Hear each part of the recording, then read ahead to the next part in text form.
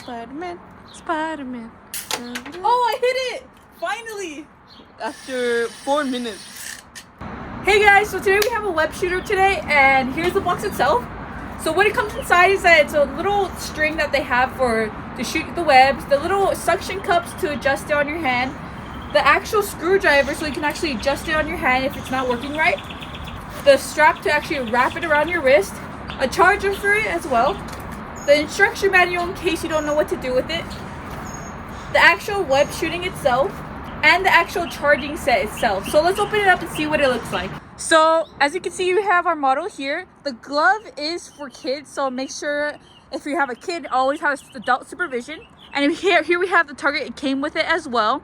If you hit the target, it automatically goes down, but it's balanced to make it go back up. So let's try it. So when that things happen, the good thing is that there's a button here. You just have to push it back up.